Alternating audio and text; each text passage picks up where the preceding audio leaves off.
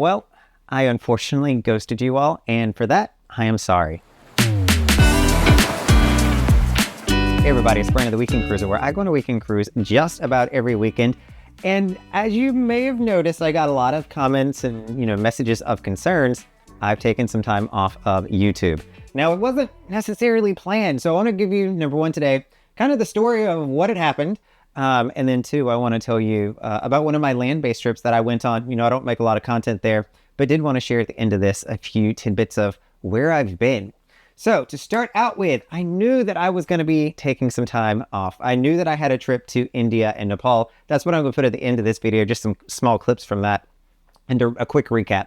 But I loved going to India and Nepal, but because it was such a long trip, I did not want to take my laptop with me. My laptop, which is right here with all my notes on it, is a 17-inch monitor and it weighs a ton. And I did not want to be moving it all over India and Nepal. And so I left it. So with that, I went through and did a lot of videos before I went on vacation because I was like, I can't just ghost everybody.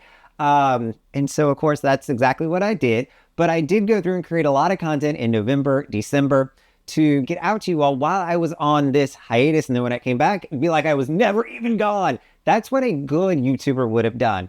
Me, on the other hand, didn't get there. I got all the videos made. Did not make all of them to get edited, which was a kind of a problem. And then when I came back, what I learned is YouTube and doing, I'll call it this work. Though, I don't like to refer to my YouTube channel as work because I truly enjoy doing it. And this is a hobby of mine, not work. What I learned is it's kind of like when you stop going to the gym for a month. The toughest part about getting back into it is starting that routine up once again and getting back into the gym, or in my case, getting back on YouTube. And so I am super excited to have clicked the record button. There's, some channel makers out there that talk about, all you have to do if you're looking to start YouTube is just press record. Get out of your head, press record. And I had to re-go through that process. Like, I've never done a video in the past, and I've done, over 300 of them now. So thank you all for your patience, for your kind messages. I am officially back. So one of the things you may notice for 2025 is I might not be recording from cruise ships as often. So I'm really working through, in 2024, when I was moving into 25, I kind of committed to myself, I would stay on land more. I need to balance it. I am a Libra at the end of the day, and I love my balance, right? And so I want to build more relationships, on land. And I need to be present for that to happen. And it's really difficult when every time somebody messages you, you're like, hey, do you want to hang out Monday through Thursday? Those aren't the dates they're going for. They're looking at Friday, Saturday, Sunday. And as you all know, I'm out on a cruise ship. And so I'm not able to do that. So I've pulled back on my cruise schedule for this year. So we'll see where all that goes. It doesn't mean that I'm not going to make content, but I get in my head on, I need to be sitting on a cruise ship to make cruise content. I feel like that gives me more trustability. Is that the right word I'm going for here? It gives me more of an authoritarian style to say, hey, I know what I'm talking about. Like, look, I'm on a cruise ship versus me sitting at my dining room table with all the cruise ships behind me. And that's probably just in my head, but I would love it if you all would let me know, if I only did, let's say 20 cruises this year, would you still enjoy the channel? Would you still trust it? If I started filming more from home, which is by no means as pretty as this interior cabin on Royal Caribbean's Voyager of the Seas, what do you think? Would you like the content less? Would you like it more? I think I've got a lot that I can still share and do that from land and help me balance out my life a little bit. More to come on how that evolves, but we'll see how it goes. But I'm looking at not doing just about every weekend. So I might even have to drop the tagline. So if you have a better tagline that I can use, like your weekend cruising expert, that might be a better one for me as I look at doing not just about every weekend, but maybe like every third weekend. I'm still going to go on a lot of cruises, I think. But I do want to get it more in balance. So with that being said, there are going to be videos coming out from November and December that I shot. So I just reviewed them yesterday and they don't seem that terribly dated. There's a few things that could have been updated or that has shifted since those were recorded, but nothing earth shattering. So be on the lookout for more content coming from November and December. And I am making new content here on Royal Caribbean's Voyager of the Seas. This is my last Voyager class ship that I had not been on. She's been sitting over in Asia for a while, so super excited that she has come to Port Canaveral. and that she is doing 4 nights. So this is a Thursday to Monday because Monday is a holiday for me. And I get to experience her, and I picked up another ship model. So that's always exciting to me when I can add to the collection. Now, let's jump into my India and Nepal trip. And so I'm not going to spend a lot of time here because this is not my land-based vacation channel. I don't have one of those. If that's something that you all are going to be interested in, it could be a second YouTube idea for me, if you will, to start and talk about my land trips. I do some really cool land trips. By no means as many as 20 of them a year like I plan on doing with cruising, but I do like a solid 4 to 5 trips per year that I could easily share with you all if that's something that may interest you. So let me know down in the comments as well if that's something that you would appreciate and like. So India and Nepal was an amazing experience. I highly recommend it. If you have not been there, it is not like people tell you. There's some things that stay true, but then there's some things that, you know what, you just got to experience it for yourself. There's no words that can describe what being in India and Nepal is like. So the places that I went to was Delhi, Jaipur, Agra, Orcha, Varanasi, Lumbini National Park, and then Kathmandu is where we were. So we did the Golden Triangle, and then we headed east going into Nepal. Now, this was through a tour agency, Intrepid Travel. We found, I think it was a 17-night trip that was absolutely perfect. Number one, it covered both India, northern India that is, and it covered Nepal. And it had all sorts of transportation options on it, which is one thing that I really gravitated towards. I'm a transit guy. Like, I joke with people that planes, trains, automobiles, boats, like, that is my jam. I love it. I am one who enjoys taking mass transit. I enjoy getting on cruise ships. I enjoy going on planes. I'll go on planes just because sometimes, because I enjoy it. And so this trip specifically had all of those included within it. So we had an air flight. So that was one of the biggest things that we did, is while we were in Kathmandu in Nepal, we were able to get on an aircraft that flew us around Mount Everest, which is absolutely stunning, even though we didn't get to climb up to base camp. I'm not a climber anyway, I'm not that kind of athletic guy over here. But we still got to see the entire mountain range. The interesting thing about this flight is they only sell tickets on the window seats. So the interior seats are all unoccupied, but they sell out the window seats. It's a 45-minute flight from their domestic airport, and such a beautiful experience, and glad to have done that. We also did 2 boat rides. So the first boat ride that we did was a day-and-a-half boat ride down the Ganges River. So as we transitioned from one city to the next, we did it on the Ganges on, I don't even know what the boat was called, but it was this little teeny boat with a very thin mattress pad on it where you kind of laid down, relaxed, and we had 2 oarsmen who moved us through.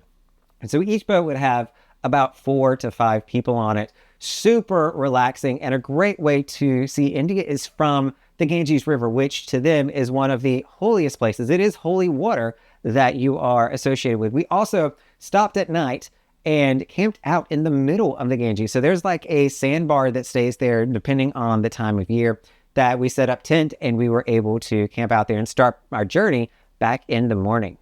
The second boat ride that we did, actually we did this one twice because our boat broke down on the first one. And so we went powerless in the middle of the Ganges.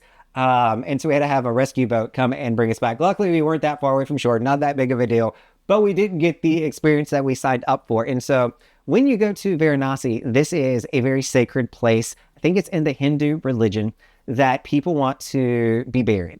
And so we went there and took these boat rides to, first of all, you see the funeral pyres at night. So they're running 24/7. And when I say funeral pyres, they are cremating people in open beside the water. This is one of the preferred methods that they want to be cremated because it is a very holy, very sacred place. People will come from near and far to be cremated in one of these funeral pyres on the Ganges River and have their body cleansed by the Ganges prior to that transition of their body. The second thing that you want to do is, you do a little candle ceremony. So while you're out there, they give you these lotus-looking flowers with a candle that sits on top of it, and you float that into the water while you are on the boat, and you kind of watch it go away. And while it's going away, you almost do a prayer of gratitude or of thanks for appreciation for everything that you have. And I just thought that it was a really cool thing to do. No worries on the bio-friendliness of this because the full lotus thing was completely biodegradable. and they are using the right materials not to pollute the Ganges River. We also did 2 different train experiences, and so I love a good train. So the first one that we did was simply, I called it the tourist train, because interestingly enough, I found out to take the train that you see more on social media that is packed with people from India, you gotta have Indian citizenship. Like, you just can't get on those as a tourist.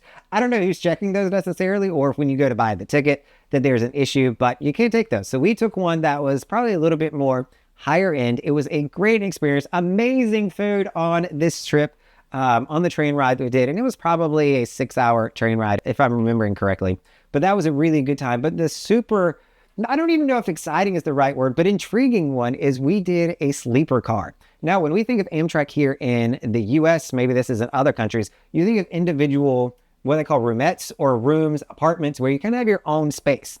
This was a sleeper car where you've got the entire train car. There's a hallway that cuts through it. And from that, you have little offshoots where people are stacked 3 deep. And you were sleeping in your assigned seat. That is only a bed. I mean, it doesn't even really sit up. You have to lay down the entire trip. It wasn't overnight, so we got on it about 11 p.m. and we got to our destination about 6 a.m. in the morning.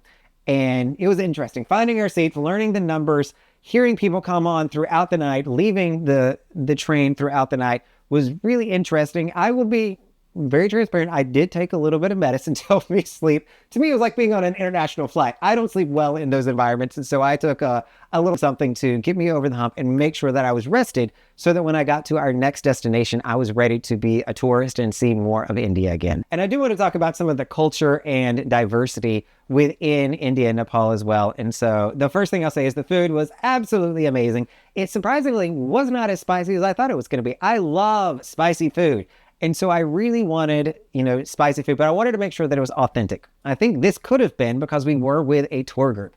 So one thing that I've learned is when you sign up with these tour groups, they like to all go to the same restaurants. So we would show up at a restaurant, and I kid you not, like everybody in there was a white person. There were no Indians, no locals that were eating at these restaurants. It was all tourist groups from across the world that were sitting and eating here. And so it made me go, is this really authentic food? Because, let's be honest, a lot of people don't like spicy food. But I always thought that in this region, spicy was a thing. But I did not get spicy. And I was saying, you know what, just make it authentic. However you would make it back home, that's what I want. And so I don't know if it truly wasn't spicy or if that's just how they make it. So let me know again in the comments if this is something that you could opine on, and let me know what your thoughts are on that. From there are tons of religions. And I think this is something that I really enjoyed. I've always enjoyed learning about different cultures and different religions and putting myself in those environments. And we were free to walk about many of these establishments to see the holy sites, some of their temples, shrines, where people go to worship. A few of the religions that are there is you've got Hinduism, Sikhism, you've got Islamic, as well as Jainism, which I didn't know too much about. But got to see a few of their places as well. But getting to walk through these, seeing different people and different styles of, their religion was really, really cool to me. Because it's so juxtaposed to what I am accustomed to and what I grew up with. There were also a few different experiences. And so with that, the first thing that I'll call out are the crowds. So if you've seen anything of India, you see crowds and hordes of people. And honestly, that's what you're going to get. There are people legit everywhere. Delhi by itself has like 22 or 32 million people. New York City is only at 9 million people. So there are people everywhere. You walk the streets and it is just so crowded because everybody's kind of going to the same place. And like normal humans, we all want to go at the same exact time. Being with a tour group, we did try to get there early. We did try to beat the crowds, but time we were leaving, it was, again, insane. The videos that I took here don't really do it justice because I feel like I would turn the camera on and everybody would disperse. So it didn't really pick up the energy. The camera, and I talked to some others about this, would not pick up the energy that is on the streets of India and Nepal with all the people, with all the sounds, with all the smells. It's something you just have to experience and see for yourself. But it was a really, really neat experience. The next is, the smog and the fog. This is a real thing for India and Nepal. When you get to India, you will absolutely smell the smog. We could smell it in the stairwell of even our hotel. The rooms inside was absolutely fine. We didn't smell anything there, but the smog is real. You see it everywhere you go. It is always lingering in the sky. So if you ever watch an Indian movie, you're going to see what is a classic Indian sunset, where it's kind of going behind this haze. That is smog. And it is everywhere, and it permeates their society. The numbers for the safety there, I think there was one of them that was like 422, and that number needed to be like below 10. So it was not even close to being within range in certain areas while we're there. As you move to the countryside and as we got to Nepal, it did get better, but it was really bad while we're in India. This also, I think at least, creates fog. So there was one morning where we left at 3 in the morning to get to our next destination, and you could barely see your hand in front of your face. I mean, it was really bad. The driver did an excellent job, went slow, but you don't really make good time when you can't see very far. But it was nighttime and the fog was intense for many, many miles. It's not like it was just in one area. It blanketed the entire region. And so that is something else that we just had to get used to. I've already mentioned the funeral pyres. We saw those in Varanasi, and we saw them in a few other places at certain holy sites where people are cremated. A totally different experience from somebody in the US where burials are, I'll call it sanitized, if you will. It is a very curated experience, and it protects us from seeing some of that stuff. But there was something beautiful about watching this happen in India.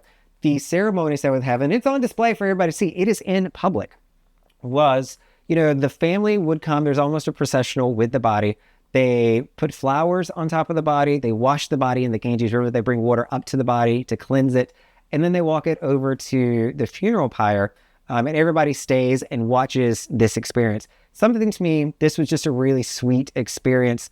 And it's almost the ultimate closure at that point for somebody that has lost someone. So I digress a little bit on that, but I was really fascinated by this, at how beautiful that ceremony was. From there, I'll say the only other thing that kind of surprised me was people, and it could be because I just hadn't traveled to a place like this before, people wanted to talk to me and my friend that I was traveling with. We would be walking the streets, and if we weren't with a group, we would absolutely have people come up and start chatting us up. And they weren't trying to always sell us anything. There were certainly people trying to sell you things. They just wanted to talk. They saw somebody that didn't look like them, that had a different culture, and they wanted to get to know us. And so we got to meet some really interesting and some nice people in all sorts of locations. They would see us and start chatting us up. Children in particularly, especially my friend who I traveled with is 6'2", 6'3". He's a big guy, and so he sticks out in crowds.